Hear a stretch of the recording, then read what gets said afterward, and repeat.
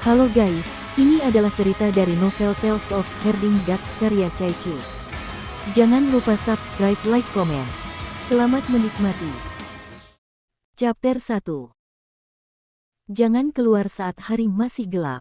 Kalimat ini telah beredar di desa Chanlao selama bertahun-tahun, tanpa ada yang tahu kapan diturunkan. Namun kalimat ini adalah kebenaran, tidak diragukan lagi. Ketika sinar matahari terakhir menghilang, dunia tiba-tiba menjadi sangat sunyi. Kegelapan perlahan membanjiri dari barat, menelan gunung, sungai, jalan dan pepohonan di sepanjang jalan, lalu tiba di desa Chanlao dan menenggelamkannya. Ada 4 patung batu kuno yang berdiri di keempat sudut desa Chanlao. Patung-patung itu berbintik-bintik dan sangat tua. Saat hari mulai gelap, keempat patung batu itu memancarkan cahaya redup. Kegelapan di luar desa bertambah pekat, tetapi dengan cahaya dari patung batu, desa Chanlao masih aman. Nenek Si dan para lelaki tua di desa itu menghela napas lega. Tiba-tiba telinga Nenek Si bergerak, dia terdiam sesaat, lalu berkata dengan suara putus asa, "Dengar, ada anak kecil menangis di luar." Tuan Ma yang ada di sampingnya menggelengkan kepalanya dan berkata, "Tidak mungkin, kamu salah dengar. Hei, benar-benar ada bayi yang menangis." Suara tangisan bayi terdengar di kegelapan luar desa. Semua orang tua di desa, kecuali yang tuli, mendengar tangisan itu. Orang-orang tua itu saling memandang dengan bingung. Desa itu terpencil dan sunyi, jadi bagaimana mungkin seorang bayi muncul di dekat situ? "Saya akan memeriksanya." Nenek Si menjadi bersemangat dan berlari berjinjit ke sebuah patung batu di desa. Tuan Ma bergegas menghampiri dan berkata, "Nenek Si, apakah kamu gila? Hari sudah mulai gelap. Jika kamu meninggalkan desa, kamu akan mati. Aku akan membawa patung ini keluar dari desa." Makhluk-makhluk di kegelapan takut pada patung. "Aku tidak akan mati untuk sementara waktu."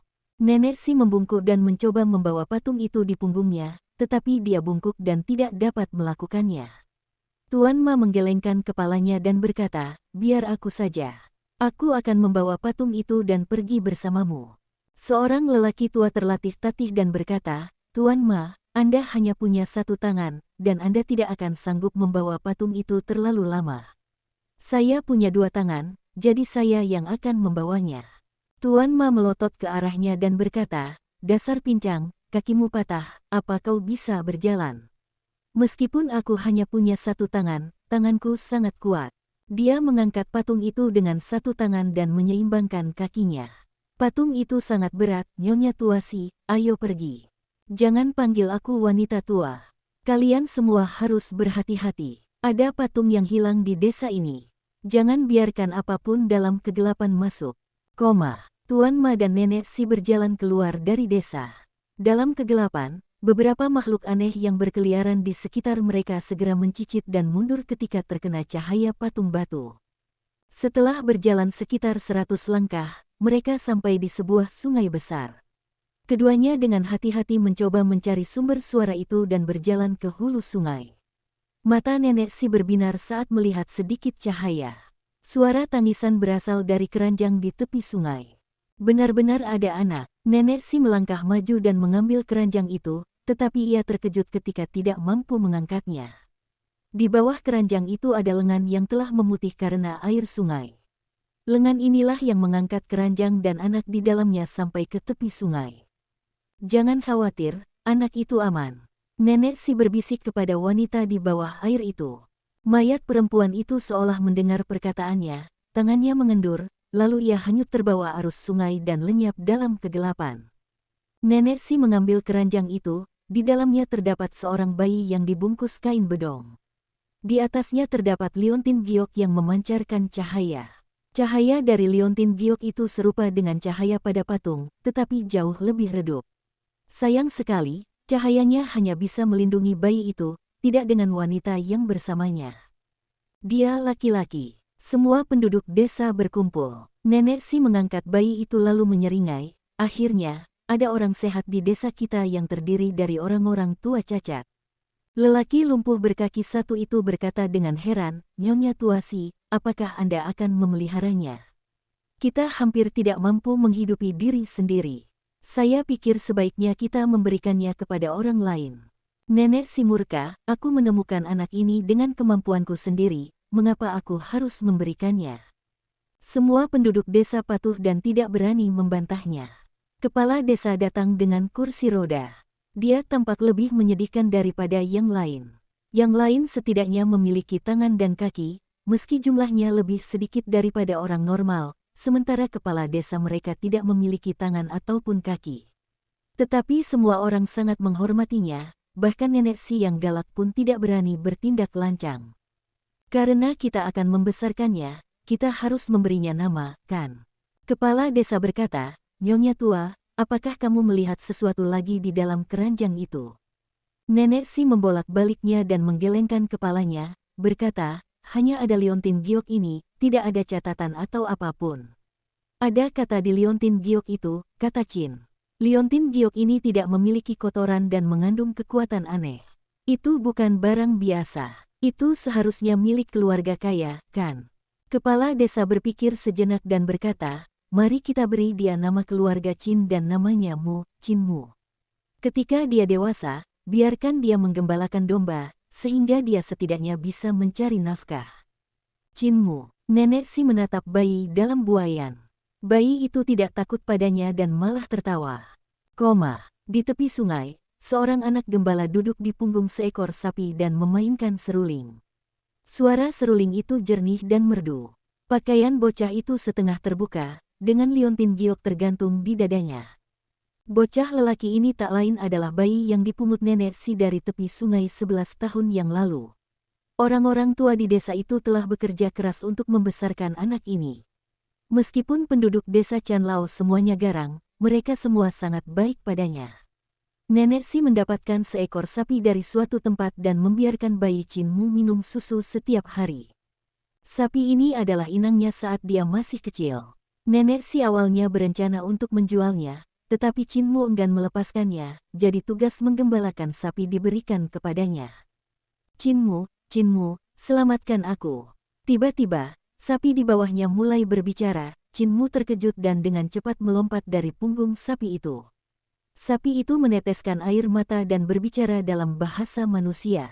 Dia berkata kepadanya, Chin Mu, kamu tumbuh dengan meminum susuku. Aku setengah dari ibumu. Kamu harus menyelamatkanku. Chin Mu berkedip dan bertanya ragu-ragu, bagaimana aku bisa menyelamatkanmu? Sapi itu berkata, kamu punya sabit di pinggangmu. Kalau kamu bisa mengulitiku, kamu bisa menyelamatkanku. Melihat Chin Mu ragu-ragu, sapi itu bertanya, apakah kamu lupa siapa yang memberi makan dirimu? Chin Mu mengangkat sabit dan dengan hati-hati memotong kulit sapi itu. Anehnya, tidak ada setetes darah pun yang mengalir keluar setelah kulitnya terkelupas. Selain itu, bagian dalam kulitnya kosong, tanpa daging atau tulang. Ketika kulit sapi itu setengah terkelupas, seorang wanita berusia 2 atau 30-an berguling keluar dari dalam. Kedua kakinya masih terbungkus kaki sapi, tetapi anggota tubuh bagian atasnya telah terpisah dari kulit sapi. Wanita itu menyambar sabit dari Chin Mu yang ketakutan, memotong kulit di kakinya dengan 2 atau 3 kali cambukan. Lalu menatap Chin Mu, dan meletakkan sabit di lehernya. Penjahat kecil, aku berubah menjadi sapi karenamu. Selama 11 tahun, aku hanya bisa makan rumput dan memberimu susu. Kasihan, aku baru saja melahirkan anak sebelum berubah menjadi sapi. Penyihir itu berkomplot melawanku dan mengubahku menjadi sapi untuk memberimu susu. Hari ini aku akhirnya lolos, aku akan membunuhmu terlebih dahulu dan kemudian membasuh orang-orang jahat di desa ini dengan darah. Pikiran Chin Mu berdengung. Dia tidak tahu apa yang dibicarakannya. Wanita itu hendak membunuh Chin Mu dengan pisau, tetapi tiba-tiba dia merasakan hawa dingin di punggungnya. Dia menunduk dan melihat pisau menusuk dadanya. Muer, kakek apotekermu memintamu untuk kembali dan minum obat. Tubuh wanita itu jatuh. Di belakangnya berdiri kakek pincang dari desa itu. Dia memegang pisau berdarah di tangannya dan tersenyum pada Chin Mu. Kakek pincang. Tubuh Chin Mu lemas. Dia melihat kulit sapi dan mayat wanita di tanah, tetapi dia masih belum sadar. Kembali. Lelaki pincang itu menepuk bahunya dan tertawa. Chin Mu berlari ke arah desa. Menoleh ke belakang, dia melihat kakek pincang melemparkan tubuh wanita itu ke sungai. Adegan ini memberikan dampak yang begitu besar padanya, sehingga dia bahkan tidak tahu kapan dia kembali ke desa. Finmu, apa yang sudah kukatakan padamu? Jangan keluar setelah gelap. Saat malam tiba, patung-patung batu di keempat sudut desa Chanlao otomatis menyala lagi. Nenek Si memanggil Cinmu, yang hendak menyelinap keluar desa untuk memeriksa kulit sapi di tepi sungai, dan menyeretnya kembali. Nenek, mengapa kita tidak bisa keluar setelah gelap? Cinmu mendongak dan bertanya. Saat hari mulai gelap, ada beberapa hal menakutkan yang bergerak dalam kegelapan. Keluar berarti mati. Nenek Si berkata dengan sungguh-sungguh, patung-patung batu di desa akan melindungi kita sehingga makhluk-makhluk dalam kegelapan tidak berani memasuki desa. Apakah ada patung batu seperti itu di desa lain? Cinmu bertanya dengan rasa ingin tahu. Nenek Si mengangguk, tetapi wajahnya sedikit khawatir. Dia terus melihat keluar desa dan berbisik, si pincang itu seharusnya sudah kembali. Kita seharusnya tidak membiarkan si pincang itu keluar. Orang ini hanya punya satu kaki. Nenek, sesuatu yang aneh terjadi hari ini.